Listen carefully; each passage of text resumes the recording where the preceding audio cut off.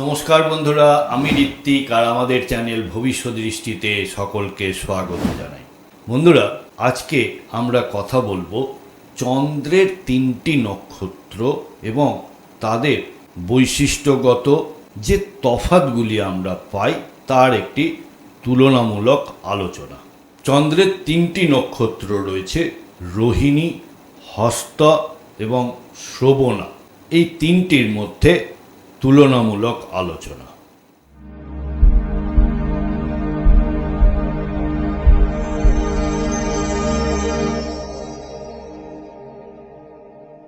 শুরু করি রোহিণী নক্ষত্র দিয়ে। চন্দ্রের সব নক্ষত্রগুলি পৃথ্বীতত্ত্বের রাশিতে পড়ে। যেমন রোহিণী পড়ে বৃষ রাশিতে, পুরোটাই বৃষ রাশিতে পড়ছে, 13 ডিগ্রি 20 মিনিট। প্রতীক হলো গরুর গাড়ি বা রথ, দেবতা ব্রহ্মা সৃষ্টিকর্তা। মূল বৈশিষ্ট্য হলো এটি চন্দ্রের সবথেকে প্রিয় নক্ষত্র, তাই এই নক্ষত্রের জাতক জাতিকারা খুব আকর্ষণীয় দেখতে হন, খুব সুন্দর দেখতে হন।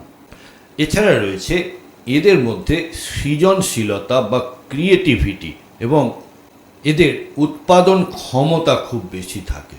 পার্থিব সুখ স্বাচ্ছন্দ্য ও বিলাসিতার প্রতি এদের ঝোঁক থাকে। এরা খুব ভালো লালন পালনকারী হয়ে থাকে, অর্থাৎ নার্চারার, কেয়ার গিভার। এবারে চলে আসি হস্তা নক্ষত্রে। হস্তা নক্ষত্র কন্যা রাশিতে থাকে। প্রতীক হলো হাতের তালু বা মুষ্টিবদ্ধ হাত। দেবতা হলেন সবিত্রী, যা কিনা সূর্যের একটি রূপ। হস্তা নক্ষত্রের মূল বৈশিষ্ট্য হলো এদের মূল শক্তি হলো হাতের কাজ। এরা অত্যন্ত ভালো নিপুণ কারিগর বা শিল্পী হতে পারেন। আর রয়েছে এদের খুব ভালো সেন্স অফ হিউমার থাকে।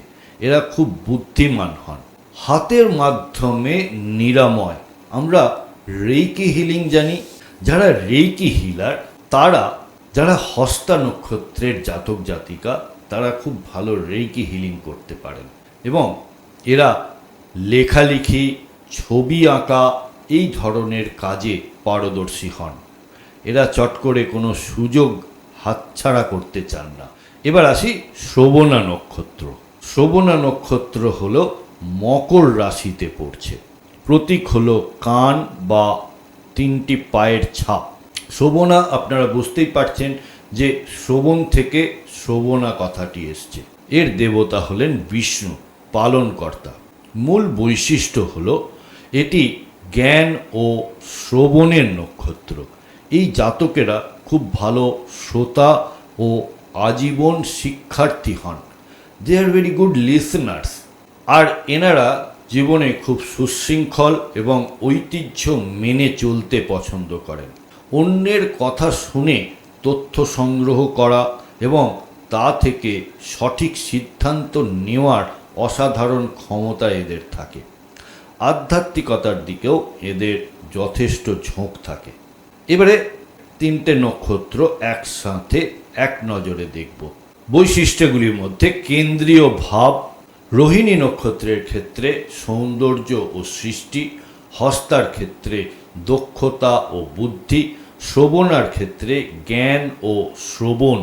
লক্ষ্য রোহিণীর ভোগ ও বিলাসিতার, হস্তার হলো কাজের নিপুণতা, শ্রবণার হলো শিক্ষা ও শৃঙ্খলা। শক্তির দিক থেকে রোহিণী যেমন অ্যাট্রাকটিভ, তাই এর আকর্ষণ করার ক্ষমতা খুব ভালো। হস্তার হলো নিরাময় বা হস্তশিল্প। শ্রবণার হলো তথ্য বিশ্লেষণ ও ধৈর্য। এনারা খুব ভালো অ্যানালিস্ট হয়ে থাকেন শ্রবণার জাতকরা। রাশি প্রত্যেকটাই পৃথ্বীতত্ত্বের রাশি। যেমন বৃষ, রোহিণী পড়ছে বৃষ রাশিতে, হস্তা পড়ছে কন্যা রাশিতে, শ্রবণা পড়ছে মকর রাশিতে।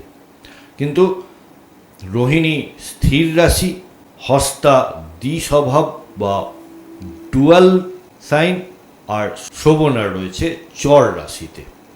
তাহলে শেষ করার আগে আর একবার, রোহিণী হলো চন্দ্রের সেই রূপ যা আমাদের সুন্দর স্বপ্ন দেখতে ও সৃষ্টি করতে শেখায়।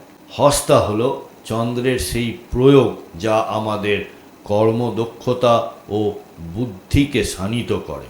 শ্রবণা হলো চন্দ্রের সেই গভীরতা যা আমাদের জ্ঞান অর্জনে এবং ধৈর্যশীল হতে সাহায্য করে। বন্ধুরা, আমাদের এই ডিসকাশনে কোনো পার্টিকুলার চার্ট ধরে বা গ্রহের অবস্থান ধরে কিন্তু কোনো কথা বলা হচ্ছে না। আপনার কোনো হাউসে যদি সমস্যায় থাকে বা জীবনে কোনো ধরনের সমস্যার সম্মুখীন হন, তাহলে আপনারা ভবিষ্যৎ দৃষ্টির সাথে যোগাযোগ করতে পারেন এবং আমাদের কাছ থেকে আপনারা কনসালটেশন নিতে পারেন। আপনাদের ন্যাটাল চার্ট বা গ্রহগত অবস্থান জন্মকালীন, তার সাথে দশা অন্তর্দশা এবং আগামী দিনের যে ট্রানজিট এবং তার প্রভাব, এই সব মিলিয়ে আপনারা একটি রেজাল্ট বা সলিউশন আমাদের থেকে পেতে পারেন। কন্ট্যাক্ট নাম্বার এবং ওয়েবসাইট এবং চেম্বারের অ্যাড্রেস সবই দেওয়া হলো, আপনারা সময় মতো যোগাযোগ করতে পারেন। বন্ধুরা, কন্টেন্ট ভালো লাগলে প্লিজ লাইক, কমেন্ট, শেয়ার করতে ভুলবেন না। আর চ্যানেলে যদি নতুন হন অবশ্যই সাবস্ক্রাইব করবেন। আপনাদের যদি কোনো প্রশ্ন থাকে বা মতামত থাকে অবশ্যই আমাকে কমেন্ট বক্সের মাধ্যমে জানাবেন। সাথে থাকার জন্য অনেক ধন্যবাদ।